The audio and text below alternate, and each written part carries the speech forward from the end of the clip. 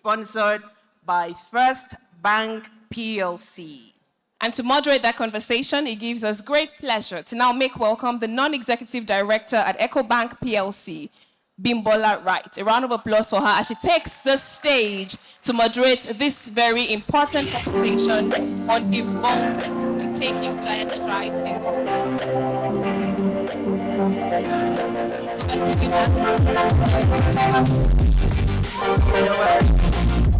Good afternoon, everyone.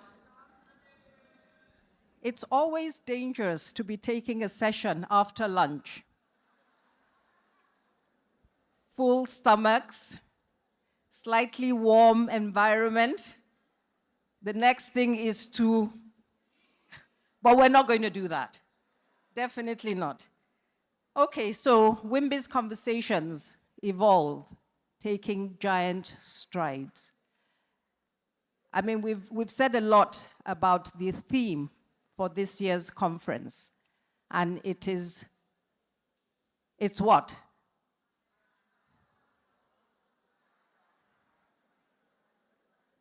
Okay, so I am possible. Remember, the chair of the conference was very specific. It is I am possible. Okay, so listen to me carefully. I'm possible because I am thriving, and I am thriving because I am evolving. So can you say that after me, please?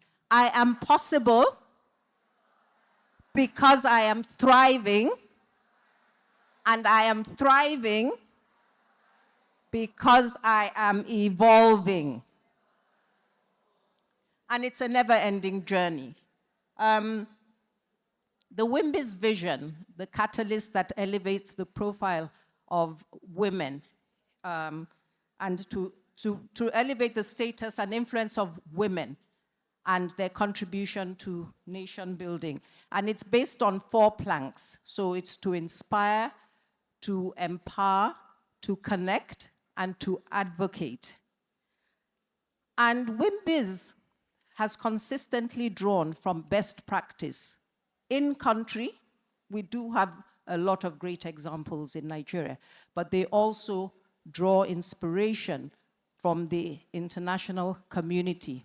Now, there's a group of countries, they're called the Nordic region, and they have, they're trailblazers in terms of gender equality matters. And I think they're, about 5 countries that belong to this association. And because they're the best practice, they're the reference point, Nigeria is charting its own path, but we draw inspiration from those who have navigated and are further along the curve than we are. So far we've done quite well. We're moving in the right direction. In 2013, the then CBN governor, Sanusi Lamido Sanusi, put in place a regulation that in the banking sector, 30% of board positions should go to women. I believe that has now been upgraded to 40%. And 40% of senior management must be women. Now, not every bank has achieved this, but they're generally, I believe every bank now has at least one female director. That wasn't the case before. So yes, we are moving, maybe too slowly, but we are moving. There's some sectors that a lot more needs to be done. So the public sector, and my sister here, Adeola Aziz, one of the founders of Wimbiz, will agree that the representation in the public sector, representation in politics, a lot more work needs to be done, and which is why WIMPO, women in politics. You know, they're really making a lot of strides in terms of engaging, advocating, and all of that. And certainly it will begin to yield the desired fruits. So now we're going to be hearing from two countries, Nordic countries. Remember, we said that they're trailblazers, consistently winning awards, you know, ticking many of the boxes, but they themselves agree that, you know, a lot more needs to be done. So I will be inviting them on stage with me. My name is Bimbola Wright. 30 years, over 30 years banking experience. I retired a couple of years ago, but definitely not tired. I'm sure you can tell. And I sit on various boards and just trying to do my bit in terms of entrenching governance, best practice in terms of governance in our country. So I'm going to invite, you know, with some of our names, those who are not Nigerians have challenges pronouncing the names.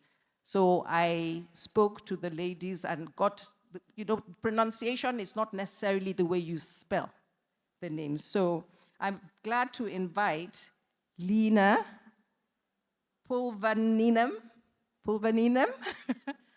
onto stage. She's the ambassador of Finland to Nigeria, as well as to the ECOWAS states. So you're welcome, Nina. It's great to have you here. Please have a seat. Thank you. And a fun fact about Lina is that she likes fried plantain. She's been here for 2 years. Fried plantain, otherwise known as dodo. And the second guest is Yete Birum. Thank you. Yete Birum, she's the Consul General and the head of mission of the Danish Embassy in Nigeria. So Yete, wonderful to have you. And we know that they will inspire us with, you know, tales from their countries. The countries are, as I said, trailblazers, but I'm sure they will also be inspired by us. You know, are you okay? Nigerians' resilience, can-do spirit, creativity, problem solvers, vibrant, energetic. Whenever you go to a forum, you will know if there's a Nigerian in the house. Do we have any Nigerians in the house here?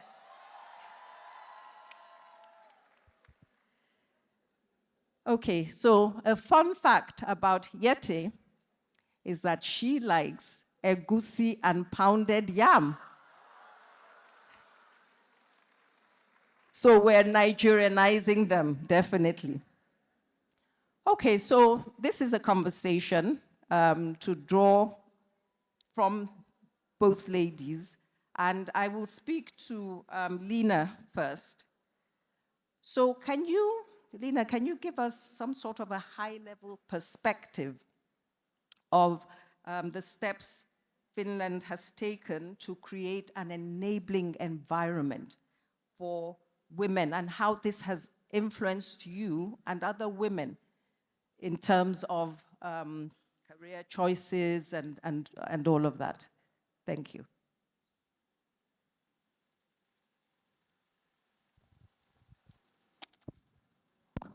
Now it's on.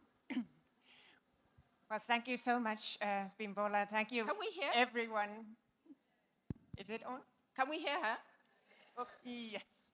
So, thank you very much for welcoming us here. Thank you for the very big question, actually, because you are asking me, I think, to tell the history of my country as a response In 2 minutes. to the question in 2 minutes. Where do I start? Finland is the country, the first country in the world to have granted women full political rights in 1906 already. And this was, of course, the result of, well, historical events and circumstances in Finland at the time, but it's also the basis for everything that we are today. The fact that women for much over 100 years already have been in the driving seat, also in parliament and in government, has made Finland the kind of country that it is and has enabled the position of women to be what it is today. We top most rankings when it comes to gender equality. We are far from perfect, but we have done quite a lot of things right, I think. And it is a conscious policy and political decision. This is something I really want to underline. It all starts with political empowerment and political rights. Women, when they entered parliament in 1906, they were already then 9.7%, which comparing with some countries is actually already quite a lot. Today, they are 46% of parliamentarians. That's one of the highest proportions. They have campaigned for women's rights, but even, I think more importantly, they have campaigned for the type of social system that we have in place today. They have campaigned for equal labor relations, but maternity leaves, child benefits, childcare facilities, all the things that enable women to fully enter the labor force, to take their place in the economic life of the country, and to show what they're made of, and to gain the respect of everyone by doing so. So that is maybe in a nutshell how we came to be the kind of country that we are. And this, of course, these are the momentous, gigantic shoulders that I stand on in my career. And I actually come personally from a long line of feminists. My great-grandmother was one of the first parliamentarians in 1917. So these are the women that have inspired me personally to take the steps that I've taken in my career. Thank you so much. And you know, what we've heard is that framework that allows women to achieve that work-life balance that seems to be elusive to so many. So, I mean, it's good to hear some of the things that were done. And I'm sitting up here with two feminists because Yeti also says she's, you know, proudly feminist. And so I will ask you, Yeti, because, you know, from what Lina has said, a lot of it has to do with political representation. And, you know, it's the parliamentarians who set the laws. So in Denmark, can you give us some specific examples of affirmative action or regulations that, you know, have helped in terms of promoting women? First of all, I want to say it's such an honor to be here. I've worked with gender and gender equality for 20 years. And coming into a room, I think with 2,000 women here, that is amazing. And you can feel the power. So just want to share with you that sitting up here and being part of this is a true honor. You ask about legislation. I actually went back in history. I'm not a historian. I'm a businesswoman, and I'm a mother of two sons also. So I feel very responsible in terms of raising my sons in a diverse manner. We have our queen. I think she's one of our true role models. She's Margaret II, the longest ruling queen now after late Queen Elizabeth passed away. But of course, there's also Queen Margaret I, which goes back to one of the oldest monarchies that we form our structures and culture on. So you could say that regulations and diversity and being ruled by a woman goes thousands of years back. So it's pretty close to our DNA. We, back in 1683, I was checking is this okay? I feel I'm speaking very loud. Are you okay? Okay. I was checking the history, and back in 1683, we got the first legislation. It's called the Danish law that ruled out that the husband was not allowed to beat the wife. That's many years ago, but that's actually, when you look at the history, where it started. Then in some years past, different legislations. In 1814, 100 years before the start of the First World War, we got the first law saying that women and men should have equal access to education. And that's actually quite a long time ago. So I fully agree with you, Lena, that building our legislation and the structures into the way we live our lives has made a tremendous difference for us. I want to be honest. Denmark is not ranking so well as our Scandinavian colleagues. We were slower in getting our paternity and maternity leave in place.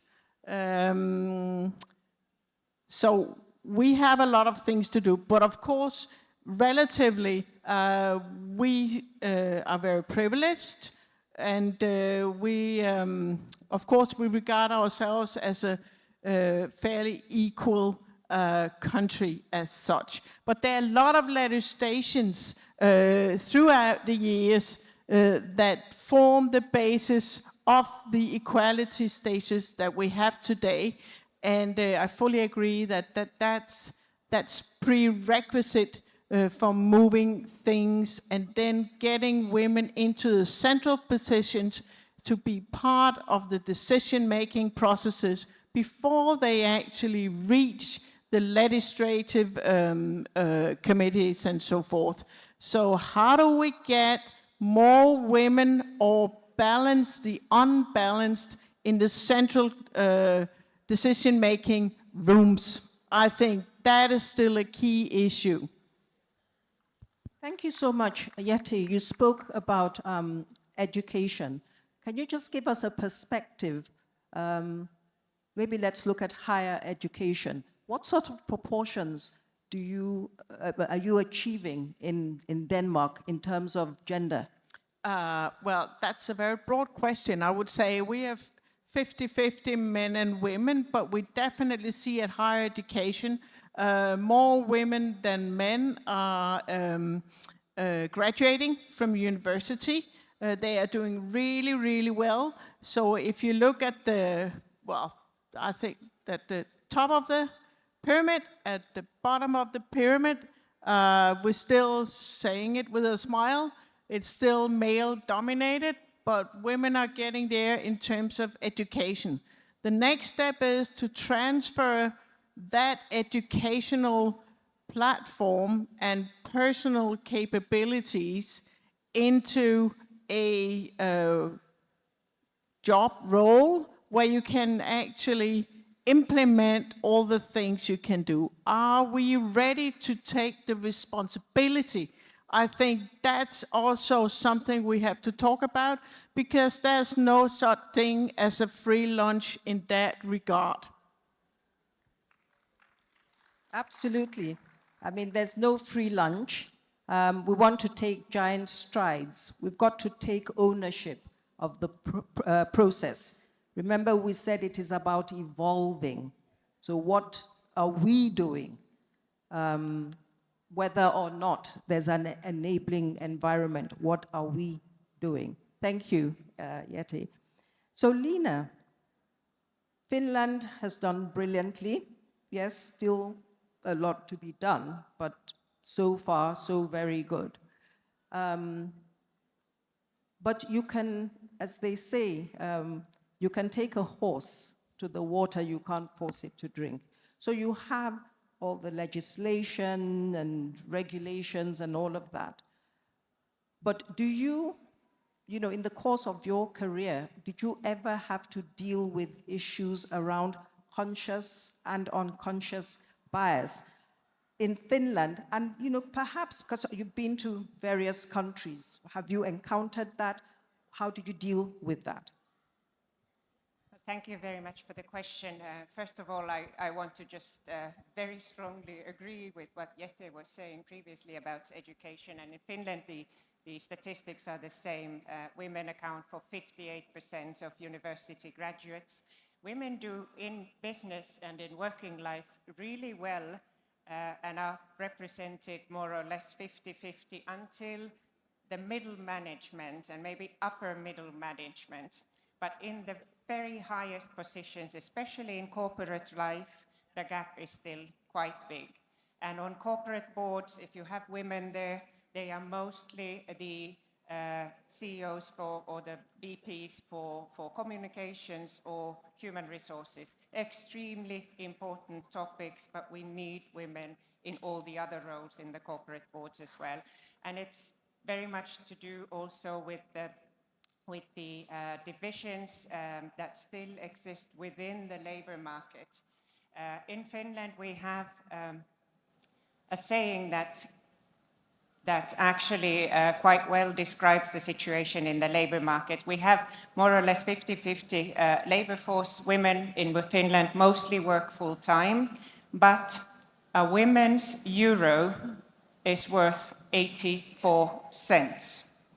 So women, although they work full time, and although we have excellent legislation guaranteeing precisely the same pay for the same job, women mostly work in less paying sectors. And this is something that really needs to be dealt with. Why does a nurse, highly qualified nurse at a hospital, earn less than an engineer in a big factory? These should be more on a level, but that's just as the background. As you were saying, and especially also because I work in the public sector as a civil servant, I have to say I've not had to face too many hurdles, not too much stereotyping either. My bosses from the beginning, my heads of unit, my ambassadors, at least 50% of them have been women. We have in our ministry now precisely 50% women as ambassadors and 50% men. That, I think, is something like a world record. So that speaks to the type of environment we have in our ministry. And I think the hurdles, if you want to speak of those, they really are very often, most often, the ones that exist between our own two ears, so to say. Do we have the courage, as Jette was saying, to take the seat that we deserve at the table? And that is not always easy to do. I think with women it has still, even today, even with the systems that we have in place, it has a lot to do about family life. One statistic that we want to look at, and that is actually also closely followed in Finland, is how housework is divided at home. And there is a big difference there, actually. Women, working mothers, they spend, I think, 1 hour and 20 minutes more per day doing housework than the men, than the husbands and the partners. And it may not sound like a lot, but it does, of course, have an effect on the rest of your life. To come back to your question, what hurdles have I faced? I've faced very little belittling and less so. I mean, yes, we have this phenomenon called girling, as in adult women being called girls, something really terrible. We have the syndrome or the sort of the women being considered as good and nice and hardworking, but for positions of power you need to be hard and tough and masculine. These are the types of stereotypes that still do exist. Maybe not in words, but if you scratch the surface a little bit, they are there. And they are the ones that make us think about, what we wear and how we speak. Should I act like a man to be accepted? These types of questions I did maybe have when I started out, but now 25 years later, I think I've outgrown that. And I'm precisely where I want to be, and I realize that I can be the type of boss that I want to be. I can only be me. I can only lead my team by being who I am, and I'm allowed to be who I am, and I'm a woman to boot. Fantastic.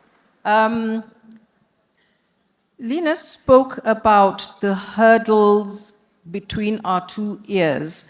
And, that would bring up the issue around imposter syndrome, which is a big problem. I mean, I'm seated here, and those who know me very well, 10 years ago, I would never have accepted, an assignment like this. And, I would proudly say it now because I have been able to overcome it, and Wimbiz has played a major role in this process. So that's why Wimbiz and I will forever be joined at the hip. But talking about imposter syndrome, how big a problem is that because it's a self-inflicted situation, it's a difficult situation to be in, but how much is it of an issue in Denmark? I think that is there's a perception to it, and I think it's a very interesting question because how does success look like?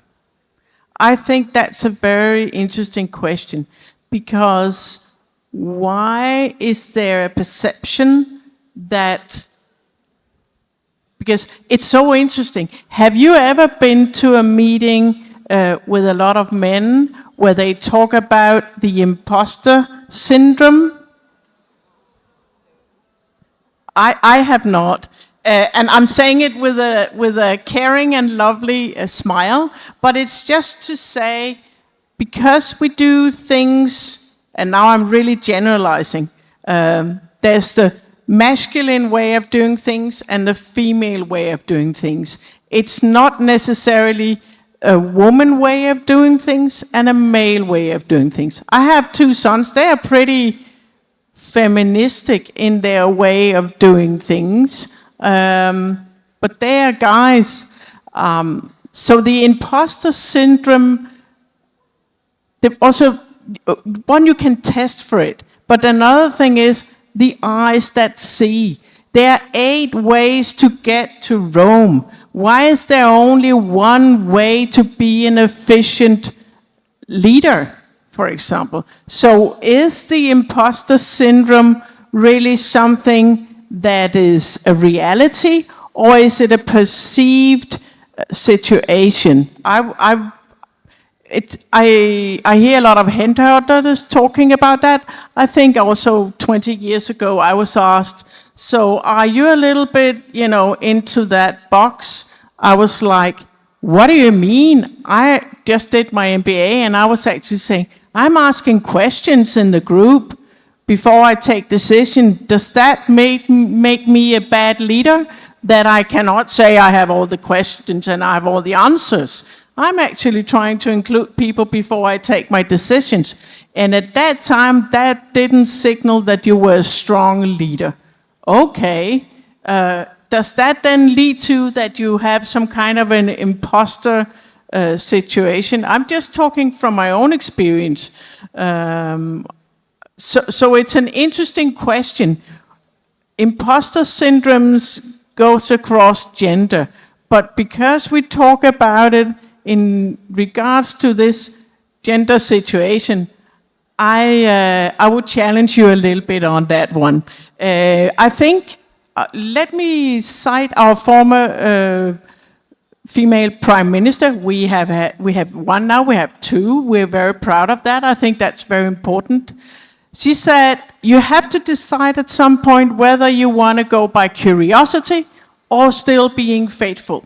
That means you want to open your eyes to understand what's going on, to talk to next generation, or will you keep on sticking to the old patterns?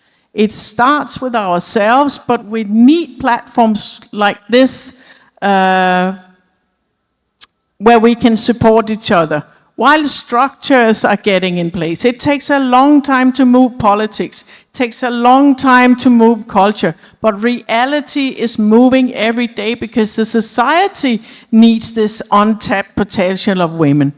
And that's a fact, the numbers say that. Can I just add some numbers from Denmark?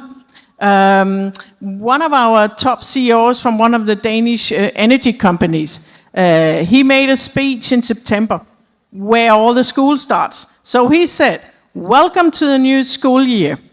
All the guys in the room, congratulations. All the girls in the room, you are going to have a tough time because 86% of you guys, top CEOs and women, you still have to work on those numbers. So he said, for every 6 male CEOs, there are only 3 women CEOs. And women are still CEOs at home, and that still creates a problem. Even in our country, he was backed by the Danish Industry Association in that. So that he was saying to the young people starting at school, be aware of the challenges and the biases that you will meet. And this comes from my country, Denmark, where we still think that most people say to me, we have an equal situation. Why are you still talking about this topic? Are you just an old, angry, gray-haired feminist? Yeah, well, I stand on shoulders. My father was a feminist. He made a huge difference for me, but at that time, it wasn't modern. I didn't know it was called feminism, but he was a feminist. And I'm very proud of that, made a huge difference. And it took some years before I figured out that I actually had a problem when I hit business world in that sense. Let me share with you an example. Sorry, I'm carried on. When I was 28, I got my first managerial promotion. And I was stationed in Greece, working for a Middle East region. I found out that they were going to make a bad contract for me, comparable to my male colleagues. I tell you, I got so angry. And at that time, I didn't think, so I picked up the phone, I called the big boss at home, and I shouted at him, what are you actually doing? Are you seriously considering this? And I said, okay, I better book my flight tickets, they will fire me and so forth. He changed my contract. So, are we good enough asking for value for what we do? And with a risk, because we can't be friends with everybody. We can do it in a nice way. You shouldn't do it the way I did it, because it was just, I got so challenged because I'm brought up the way I'm brought. I couldn't imagine that would happen. But salary gaps are there. we should be able and have the courage and support each other to ask for the same value, for the same work. That's feminism to me. I mean, that's certainly a brilliant statement. In my career, I was at the highest level of the highest management level, and I was the only lady, and there were 4 guys. So there were 5 of us. Then there was a project that I, worked on with a consultant, which gave me the privilege of seeing the salaries. And I was the most senior on that level, but I was shocked to find that I was earning at least 30% lower than the guys. So I went to the CEO and, I said, well, how is this happening? And, he calmly looked at me and said, but you didn't ask. So the guys were going, they were negotiating, they were pushing, and I was just accepting, in inverted commas, crumbs, and was just grateful for the salary. So we have to ask. We've got to push. Did you want to make a comment? Just very loudly, very vocally agreeing with you. This is absolutely the case. And yet they had a good illustration of it as well. We have to have the courage to call out bias when we see it, when we experience it. And we have to be able to ask for what we deserve. Absolutely. Thank you. So finally, just very quickly, based on, and you've been in Nigeria for 4 months, you've been here for 2 years and a bit. Just based on your interaction with Nigerian women, given the environment, yes, we know we're in a VUCA world, but layer upon that the unique issues in Nigeria. It's a very diverse country. It's a developing country. What advice would you give to the 2,000 women here? Just very briefly. It's a very big question, and I'm humbled you're asking me that, because I know the 2,000 women in the room will have the answers, much more so than I do. But I think we've had some important comments already on the podium. Don't be afraid to ask. Don't be afraid sometimes to be the mean old woman in the room, putting the cat on the table and saying, calling out things as they are. But really, I think, seriously, in terms of reforms or development that needs to take place, I think I would go back to what I said at the very beginning. Political participation is key. And there are some important gender bills in Parliament, hopefully debated again, hopefully will be adopted also eventually. But seriously, the proportion of women in political positions, I don't know how to solve that puzzle. It starts with the political parties, it starts with the internal democracy in the party organs. But I would like to see, of the 2,000 women here, at least 200 standing for candidates at the next elections. And Wimpole is very much on top of that. We will begin to see the results. Yate, advice for Nigerian women? Oh, it's... I become very humble in that sense. I think we can talk about the structural part, and I fully agree with you, Lena. But as a person, I think you should really consider building your networks. It can be formal, informal, but having networks and people around you, not only your family, because we will always love each other, right? Some people in your network who will, be there to support you, also when it's a little bit tough, but would always give you their straight opinion. We need to refer each other to positions, to knowledge, to good examples of contracts and lots of things where we could support each other much more than what we do today. I see a lot of guys. One of my sons is playing, he's a professional golfer. There are a lot of guys out there playing golf. What are we going to do? Bicycle in Lycra? Or what are we going? How are we going to meet to build, not as a revolution to not having mixed networks? Many people ask me, I've chaired some women networks for 8 years, and I always ask, why are you still having female networks? I say, because when we get into a room like this, something special happens. And we take the gender out of the equation and we go straight to the point. We don't know each other. We sit here and talk straightforward. Something special happens when we are together as a group of women. And I think we can optimize much more from that than what we do today. So this is what makes me very humble to see everybody here. Yeah. And everybody will ask, is it relevant? Yes, it is. Absolutely.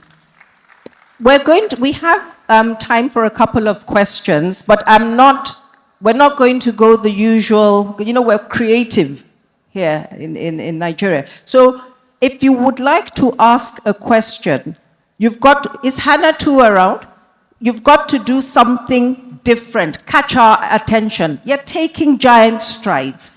And when you take giant strides, you stand out. So let's see, just do something, anything, to catch our attention, and then you will be called out to ask your question.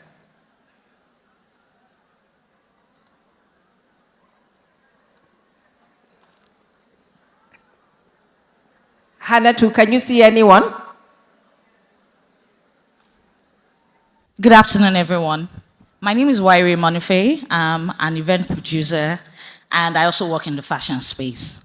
So my question basically is, in terms of implementation, what pointers can you give? And I'll give examples because I straddle both spaces that seem from the outside to have more women.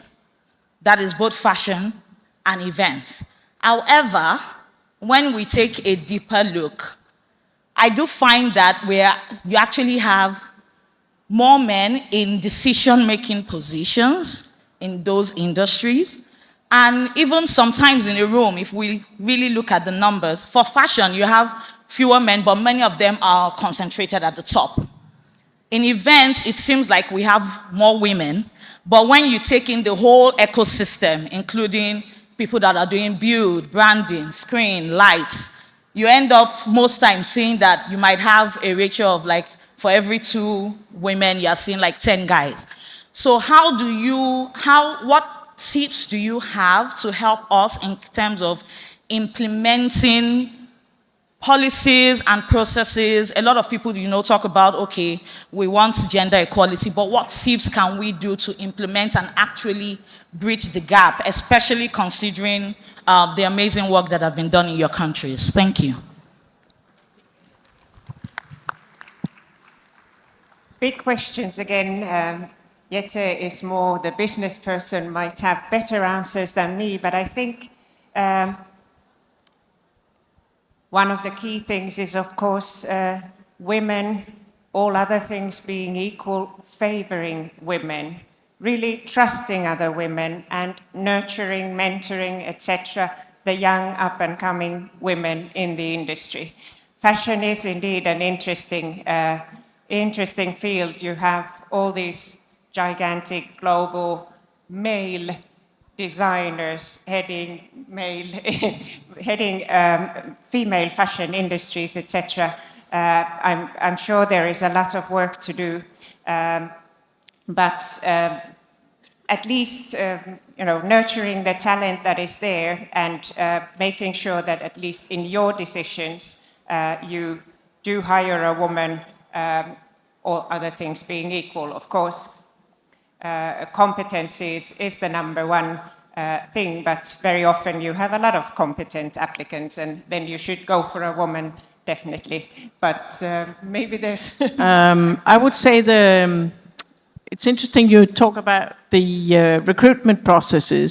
I've had examples where I'm going to recruit teams and I talk to the headhunters, they present the CVs for me. And then if they are only women or only men, I simply tell them, you have to go back and do better.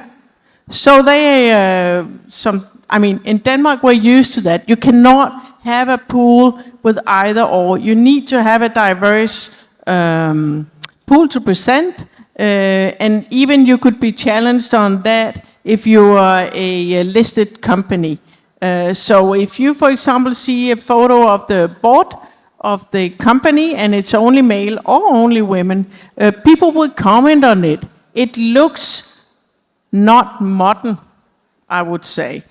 We still have a situation. Specifically in terms of design, I can say it's a very strong industry in Denmark. I'm wearing a Danish designer dress today, and we have a lot of strong women designers.